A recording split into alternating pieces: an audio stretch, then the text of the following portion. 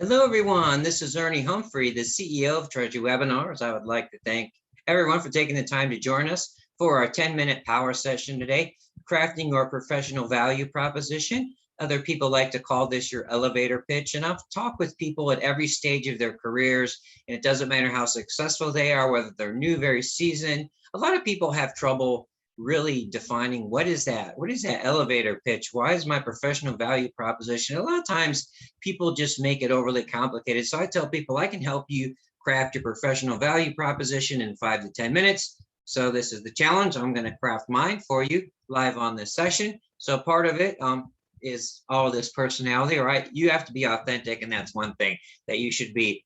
And so, as I just said, keep it simple. So just keep these questions in mind, jot down the answers to these questions. For each one, write down 2 or 3 things. So think in terms of, if I called your current or previous boss, what good things do they have to say about you? What are the things that they would say? How do you offer value? Not only what have you done, how do you do it? What good things would your current or previous colleagues say about you? So maybe you are a director in treasury. What would the director of sales say about you? So someone at kind of the same level of your organization that you are across your departments at your company. And then what good things would people that work for you or used to work for you say about you? So what would your direct reports have to say about you being a good boss, a mentor, how you lead? So that's really important. And then finally, what I would consider, what good things would your connections at your fintech, bank partners, or even your professional peers have to say about you? So from these 4 things, hopefully we can get to 3 to 5 bullet points. So there should be some synergy across these things. And actually your professional value proposition will write itself. The easiest way for anyone to really pick these out is if you have LinkedIn recommendations from each of these types of individuals. So I'm fortunate to have that. So I'm going to walk you through how I created my professional value proposition from my LinkedIn recommendations. Again, this gives you a really robust set for someone to know not only how you work as a leader, but also as a member of your team. And so again, what does your boss say about you, right? How are you at following directions, right? And taking that back seats. What about your colleagues, right? Can you let someone else have the wheel at the bus? What about people that work for you? Can you lead? Are you a mentor? And then just people that you work with in your day-to-day life. How are you as a business partner? So all these things would give you a tremendous competitive advantage in crafting your professional value proposition. Again, for me, I'll look at some of my LinkedIn recommendations. We'll talk about the value of those in another power session in the forum. But the first one, real quick, is Chase. Chase, I've gotten to know Chase very well. He attends a lot of my webinars, and he's always given me kind feedback on my webinars. So I asked him to share a few words with me about the value he gets out of my webinars. Also, John Cogan was a previous boss of mine at Performative. And so John was kind enough. So that's someone that I get kind of, one of my peers, and we've got my old boss. And so here we go. Let's go to how, an example. So how do I do it? So my previous boss, this is from John Cogan. So I'm not going to read this off or anything, but look at the keywords, right? It says I've made many critical contributions. And so that just says that the value that I offer is critical. It's really important to company success. I always have excellent input, right? Work product, that's excellence. I'm good at what I do. Positive attitude, right? And so that's really important. That means I bring energy and passion.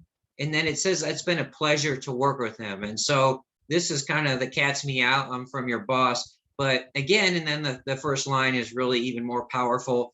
Performative wouldn't be the leading company it would be without my contribution. So some kind words from your boss, that always helps. And I will note, John and I have had our ups and downs. And so this recommendation really means a lot to me. John and I have had many great adventures together. But what about my coworkers? I worked at AFP. And so this is an excerpt from one of our recommendations from my coworkers.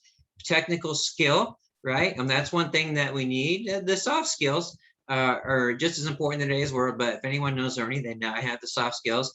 Dedication, right? I learned a great deal about patience and good customer service, and I handle complex questions. So again, sharing my technical expertise. How do I do it? I'm dedicated. I'm patient. I have good customer service. So I've got my boss. I've got my coworkers. Okay, I'm going down there. What about my direct reports, those that have worked for me? And so I don't say people work for me. I think that they work with me. And this is where you can really make your mark, because a lot of companies struggle to find folks who are good bosses, and good bosses drive professional impact, but they also drive retention. And so one of my direct reports in the past, it says develop the kind of trust, and it went on to say that I value and seldom have in any professional environment. So I'm a trusted colleague. My employees trust me, which means that they will tell me the truth and I know what's going on. Another one of my former direct reports anticipates where is needed and volunteers to help. And so this is another thing that is clear from my recommendations, is that I'm willing to get my hands dirty. I don't do anything that I don't expect anyone else to do. Actually, I don't think I've ever done anything, asked anyone to do anything I haven't done myself. And so here's some other good leadership qualities here. Leads by example, executes as a member of the team, right? So I can go side by side. I'm not taking over anything. And here is, again, these words you'll see across these recommendations. They were all asked at different times over different years. I don't hesitate to get my hands dirty, impressed by my dedication. And so you'll start to see, right, these important qualities. I develop trust. I anticipate where help is needed. I'm ready to work side by side with folks, and I'm vested in the professional development of my direct reports. So hopefully you'll start to see a few of my themes along the way there. And of some of my service provider relationships, this top one is something that I actually had in my LinkedIn profile. This is what, if I could have paid someone $1 million to write something about me, this is probably almost pretty close exactly to what I would have paid someone to do.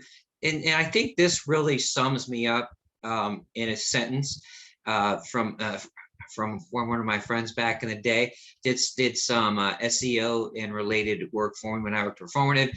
Very rarely do I meet people who maintain a high level of business professionalism with a terrific degree of personality, humor, and genuine kindness. And so if someone would say, a few words to describe yourself and how you do what you do, I'd say I do it with personality, humor, and genuine kindness, right? If I could add just a few more words, right?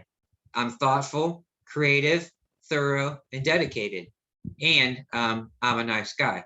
So all these things you start to see, right, from those various relationships that we have, right? Someone that's above you in the org chart, someone that's across from you in the org chart, someone that might be a little below you in terms of the org chart, and then people that you have your outside relationships with, your peers and your bank service, your bank or fintech partners or other ones of that nature. And so here's the pillars of my elevator pitch, right? Here they are. Hopefully you'll get this from what we just went over today. I'm a human being 24/7. That means I have no business switch. I value the people that work with me. I don't say for me.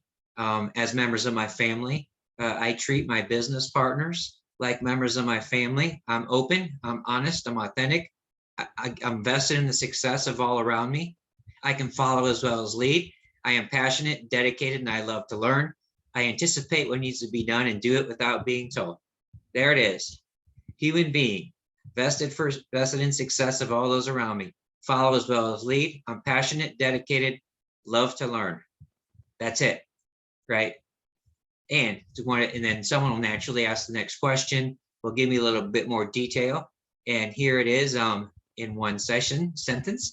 My passion is empowering the career success of treasury and finance professionals. That's my elevator pitch. What I just said before that was really how I do it.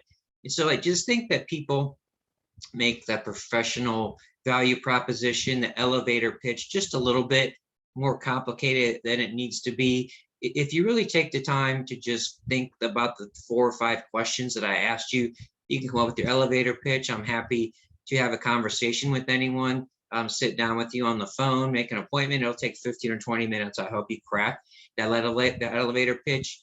elevator pitch's value in many areas. And one of the things you should check for is your LinkedIn profile consistent with your elevator pitch? Is your resume consistent with your elevator pitch? So this is your professional brand. So we talk about professional brand, professional value proposition, and then the how, right? Part of the how, my value proposition. This is who I am when you see me. You can see my style. I've gotten in the glasses here, so take notes on those. And so these are some of my different sport coats. This is authentic to me, but part of your value proposition is your brand. So a part of my value proposition embedded in everything else is that I deliver things with personality. I like to bring humor into it. And then you can see the passion. Look at the smiles, right? That's how I am. That's how I operate. People respond to that. I'm innovative, right? I like the little bobblehead dolls. So that's my value proposition. So I thought that would be the most impactful way to share with you. And so just a few key takeaways. This might be a 5 or 6 minute session. Most people can't believe Ernie can get anything done in 5 or 6 minutes. But here's your professional value proposition, right? Keep it simple. Don't make it overly complicated. Don't pay someone $10,000 to help you write your elevator pitch. Ernie will do it for free. Discover what others value in your work. So take that 360 view, be willing to look in the mirror. And then the other part of it is learn to toot your own horn. And you'll hear this throughout the conference, is you have a lot of value to offer. And really what you'll see is what others say about you. That will help you learn what to toot about.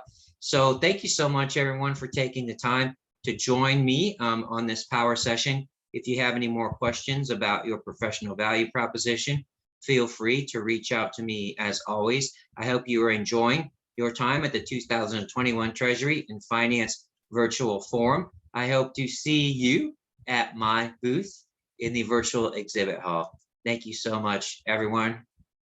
Make the rest of your day great. Thank you.